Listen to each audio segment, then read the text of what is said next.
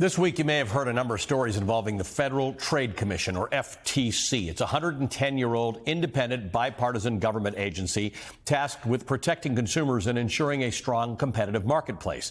It has 5 commissioners. They're nominated by the president to serve 7-year terms, and no more than 3 of the 5 can be from the same political party at any given time. It's designed to be bipartisan and independent. The commissioners draft rules, they conduct investigations, they bring about enforcement actions, often focusing on non-criminal antitrust laws.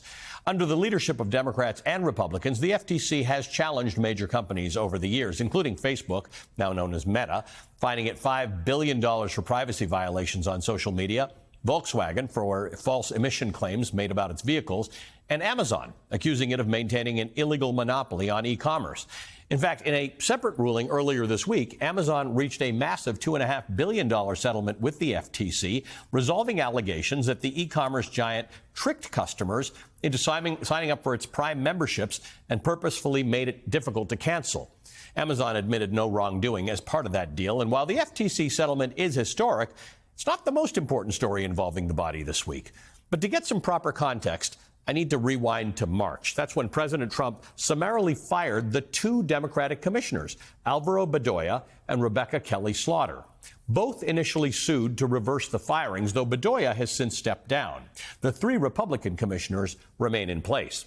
A federal judge in July ruled that Slaughter's removal was illegal, citing the 1935 Supreme Court decision, Humphreys Executor v. United States. That 90-year-old unanimous Supreme Court decision had upheld statutes passed by Congress to limit the president's power to fire independent agency members, declaring that they could only be removed for misconduct, not policy differences. Trump is looking to upend that 90-year precedent. On Monday, he got one step closer when the Supreme Court agreed to hear the case in December. But in the process, the 6-3 conservative supermajority overturned that federal judge's ruling, allowing Slaughter's firing while the litigation continues.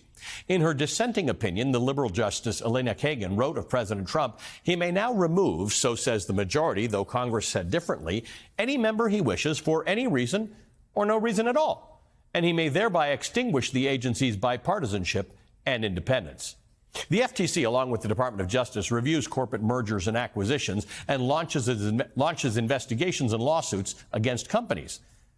Just think of what President Trump could do with a weaponized FTC and how he could pressure businesses to bend to his will, wielding that kind of power. And in that case, we ought to take a look at who was promoted by Donald Trump to chair the FTC, the Republican Andrew Ferguson.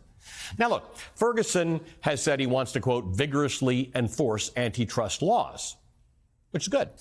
But he's also said he wants to target, quote, DEI collusion and crack down on the tech industry for allegedly censoring conservative viewpoints on social media platforms.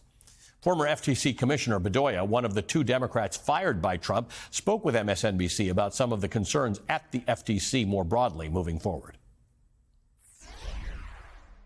Every time one company acquires another, it's going to give people like the chairman of the FCC or the leaders at the FTC and elsewhere hooks that this administration can come in for their pound of flesh.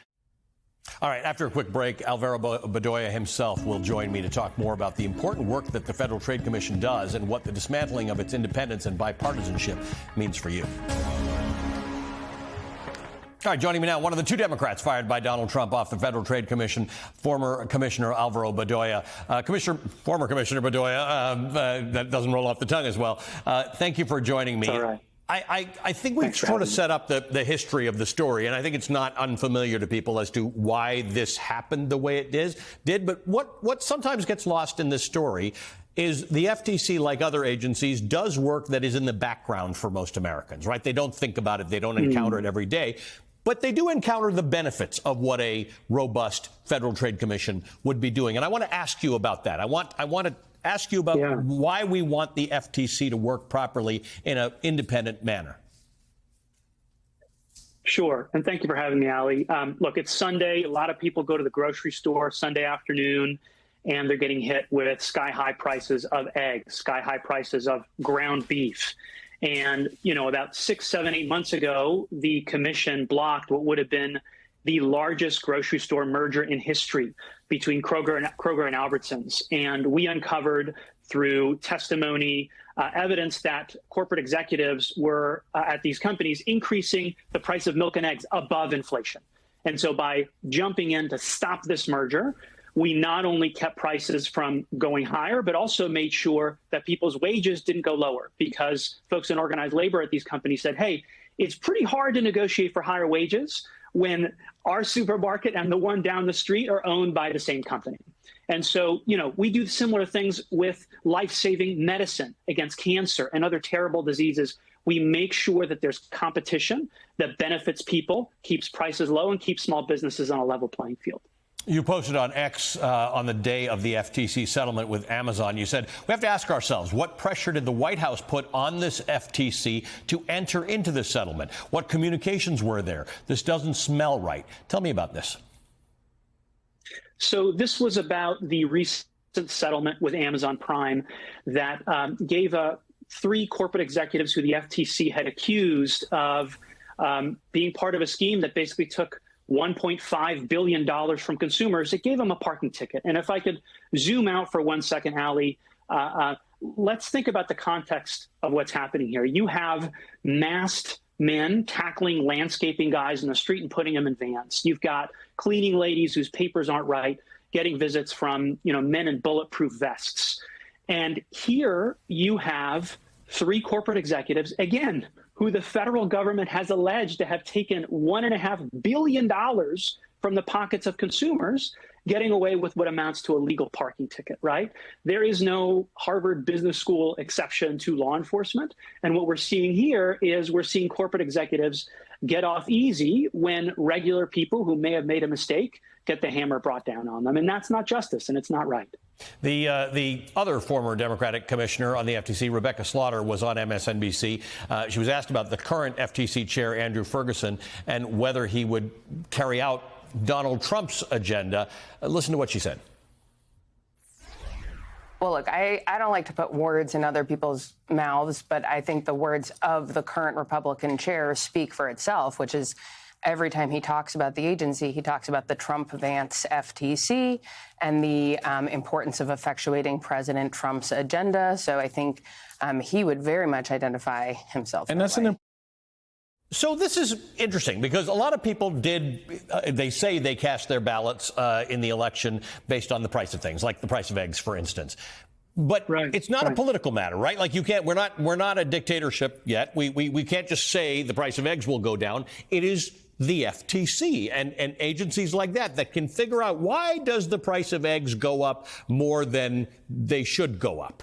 Right. So what is this Trump-Vance FTC agenda? Shouldn't the agenda be the same thing? Fair trade? It should. And in various statements, they've said that it will be. But this is the issue, because I think a lot of people listening might say, hey, I don't have a problem with a president, being in charge of the law enforcement agencies. But this is occurring in a circumstance where a lot of the billion-dollar corporations who, it's public knowledge, we are investigating or in the process of suing, have made tens of millions of dollars of payments into this White House or into the First Family. And in a world where the leaders of these law enforcement agencies have effectively pledged fealty to the president in sworn testimony before Congress, for example, are we supposed to pretend that those payments didn't happen? And separately, here's the other thing people don't think about. Are we supposed to pretend that multi-billion-dollar corporations make multi-million-dollar payments and do not expect anything in exchange for those things? And so I'm not making any specific accusation here, but I think that what we have is an atmosphere that creates the appearance, at a minimum, of corruption. And that's something that the Supreme Court and court after federal court has recognized as a problem for our country. Alvaro Bedoya, this is a great conversation. We should continue it. So I appreciate you joining us this morning. Alvaro Bedoya is the former FTC commissioner and the senior advisor for the American Economic Liberties Project. We'll be right back.